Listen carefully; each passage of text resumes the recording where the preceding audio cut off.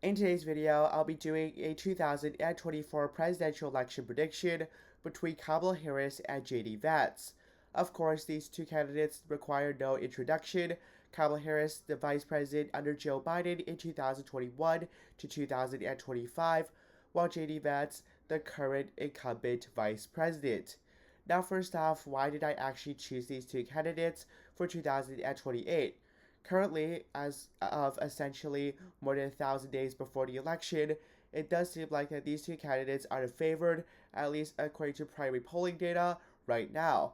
Harris holds about 35% of the Democratic electorate on the Democratic side, while on the Republican side, we do see that Vance is ranging from about 30% to about 50%. Now, of course, these two candidates are the early favorites. It makes sense. Their name recognition is of the highest out of all of these candidates. I want to first start off here by looking at their favorability. It's not everything, but it's a good indication. JD Vance is currently at a negative 1.9%, while Kamala Harris right now is at a net negative, I believe, 8.4%.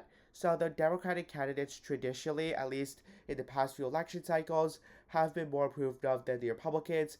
Republicans, as of right now, hold a higher approval rating or favorability rating compared to the Democratic Party. Now, of course, that's not everything, but without further ado, let's jump into the video. Of course, we're going to give JD Vance his safe states. These make sense. These require no further explanation.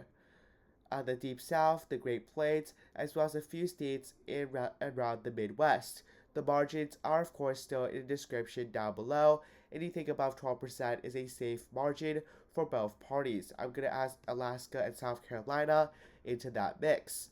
Kamala Harris, she also will get, I think, her safe states. Getting above 12% in the West Coast should not be a big difficulty. However, we did see some deterioration on the Democratic side in some of these states. I don't have Illinois safe. I do have DC as safe, Maryland as safe, Massachusetts as safe.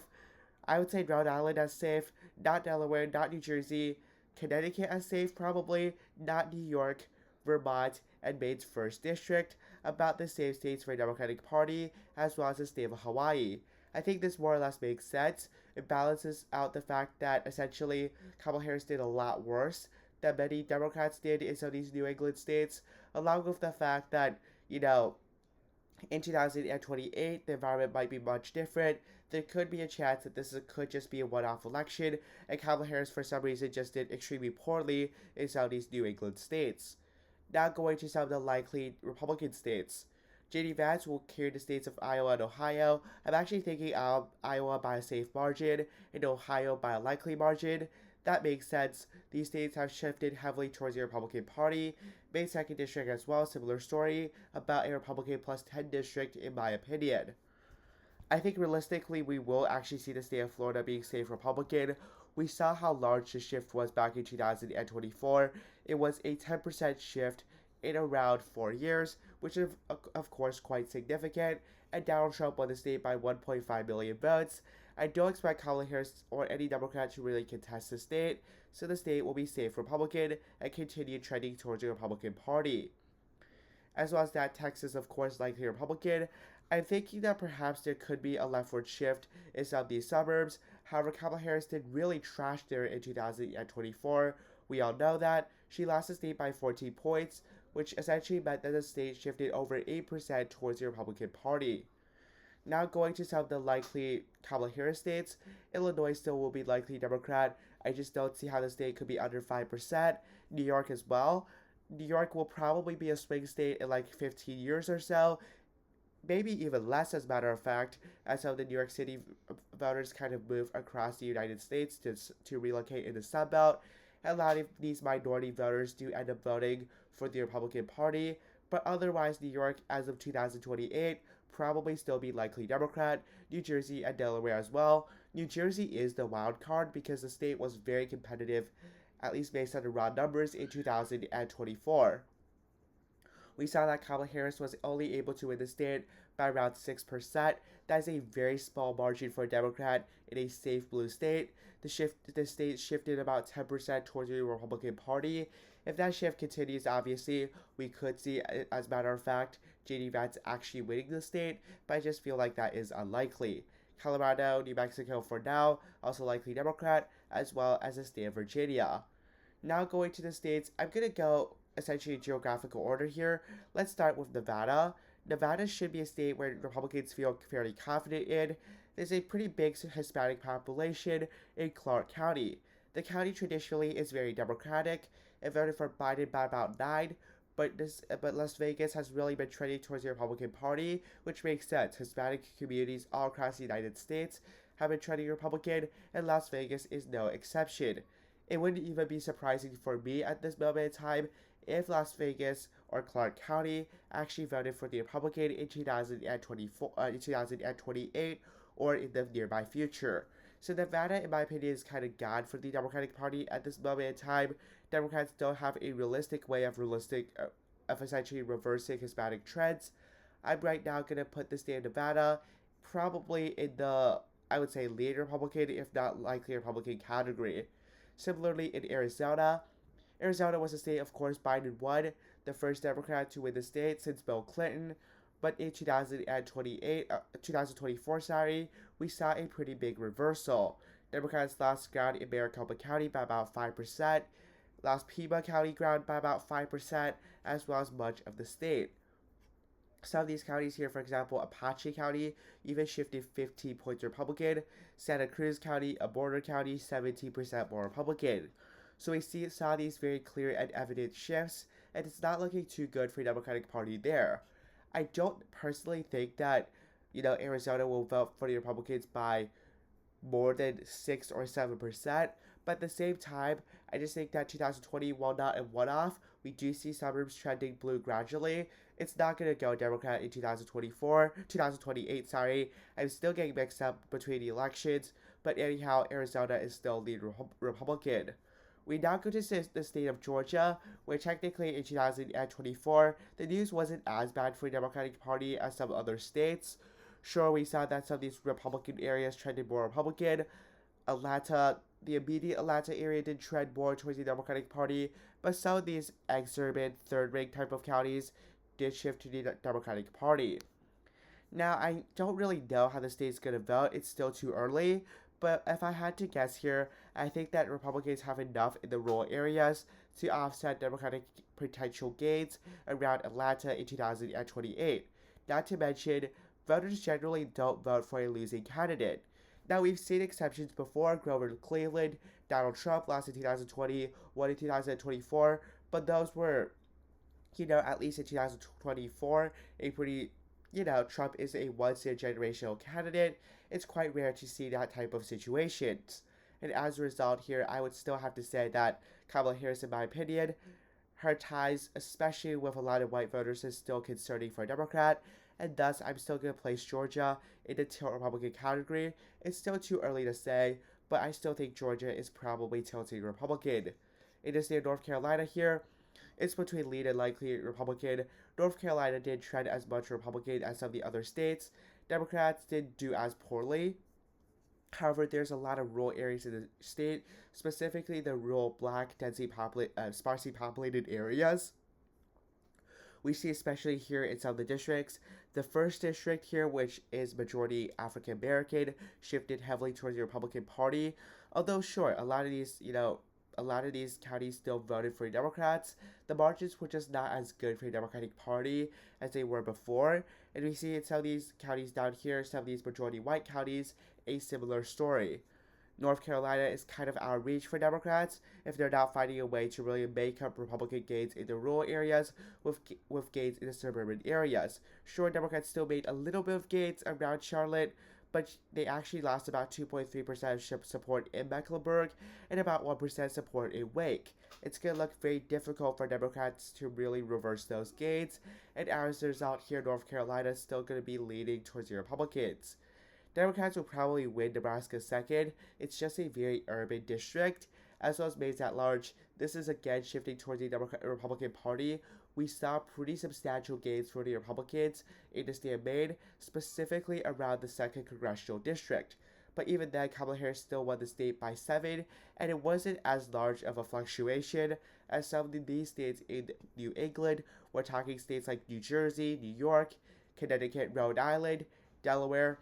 and even states like Maryland, which shifted far more to the Republican Party than the state of Maine. New Hampshire as well also shifted quite a bit to the Republican Party, and again, I just don't believe that voters would support a quote-unquote loser. We have seen before again in previous elections, voters tend to not support the losing candidate yet again. And again, I don't really see how Kamala Harris would be able to actually do better than she did in 2024. Nevertheless, here, I still think New Hampshire probably tilts to Kamala Harris, albeit it's a tilt margin. It's essentially like the Hillary Clinton margin in 2016, and again, that's again not a good sign for Kamala Harris. Now going to Minnesota, with Tim Walz not as her running mate, it could be even more difficult for her to win Minnesota. I mean, even with Tim Walz as her running mate, we still saw that every single county in Minnesota shifted to the Republican Party, except Cook County, one county with about 3,600 votes. So imagine if Tim Walz is not her running mate. That would be even worse for her, and we could realistically see Minnesota end up flipping, but I would still give the state as tilting towards the Democratic Party, just because the state historically has that Democratic DNA. It was the only state to vote for Walter Mondale in the 1984 election, making the state with the longest Democratic voting history of any state in the United States history. Now we go to the state of Wisconsin. Now, Wisconsin is a more working class state. It really depends, again, Wisconsin, Michigan, Pennsylvania, on what her running mate might be. If her running mate is from that state, that's again a huge plus for her. She might be able to win one of these three states. But otherwise, if we look at Wisconsin, she lost there by about 30,000 votes. It's not a huge difference, but generally, again, the losing candidate rarely actually makes that comeback. Additionally, we did see that Tim Walz was from the state of Minnesota, a neighboring state, and that probably helped Harris's case just a little bit. If she picked someone of a running mate that's located in the Sunbelt or New England, she very well could lose that type of geographical type of support. And again, Kamala Harris is not the strongest candidate. Her ties with some working class voters are definitely concerning. She doesn't really have the moderate record like Joe Biden kind of did in 2020, albeit he has since moved more towards the liberal ideology. There just isn't a lot there for Kamala Harris, and as a result, I do think Wisconsin would end up going for J.D. Vance, probably by a tilt margin or under 2 percentage points. We now go to the state of Michigan. Michigan had this drastic Republican shift, probably because of, again, the Arab American vote. Arab Americans voted for Kamala Harris like 70 to 26. Not Kamala Harris, Joe Biden like by a 44% margin in 2020. A lot of those Arab Americans actually voted for the Green Party candidate Jill Stein, a third party, or some of them even voted for Donald Trump, which is kind of why the state of Michigan got a lot more Republican. Now in 2028, I do think that some of those Arab Americans will end up going back to the Democratic Party. However, the damage has been done, and I think J.D. Vance will really boost that Republican turnout. Democrats will probably get a slightly better margin in Wayne County, even if Kamala Harris, probably one of the weaker candidates, ends up seeking a second chance at the presidency. Even then, though, I just believe that Michigan, given what happened in 2020, the 24, the sharp rebuke of Kamala Harris, I think Michigan might now tilting towards the Republican Party. And you can say the same about Pennsylvania. Pennsylvania, the working class population there, did not seem to have appreciated Kamala Harris. Now, the rural areas kind of didn't really shift much at all. Allegheny County shifted by less than 0.1%. The rural areas, the margins aren't really noticeable. But when we look at like Philadelphia, we look at some of the working class areas, Allentown, Bucks County, Lackawanna County, the best example of a type of working class region in Pennsylvania, that would be Lackawanna, Luzerne County. Kamala Harris's connection with some of these working class voters just isn't there. Harris was the first Democrat in 20 years, for example, to lose Bucks County, a very working class county. She was also like the first Democrat in a lot of years to carry so little counties across the state of Pennsylvania. And it really just shows. Additionally, Philadelphia, an area that is very Democratic, the base of the Democratic support, if you look at this bubbles map, which shows how many votes there are from every county, Kamala Harris did worse there than Joe Biden. Joe Biden's performance in Philadelphia was already quite subpar. He did almost 5 points worse than Hillary Clinton there in 2016, and yet Kamala Harris lost about another 5% of support. Essentially, her base is just not there in Pennsylvania, and I believe that this would be a lead Republican victory if this rematch was to occur. So Kamala Harris at 226, JD Vance at 312. If anything, I think JD Vance could do even better than this. The reason is just that Kamala Harris is a very weak Democratic candidate. We saw in 2024. Sure, the environment was not favorable for her, but still, most people expected Kamala Harris to win the popular vote. She is the first Democrat in 20 years to lose the popular vote as a Democrat, and we saw that her electoral vote performance for a Democrat is the worst since I believe 1988. That is almost 40 years ago. She's just not a viable candidate for president. If she runs, I think that the Republican chances of winning the presidency are extremely high. So thank you for watching. Have a nice day. Goodbye.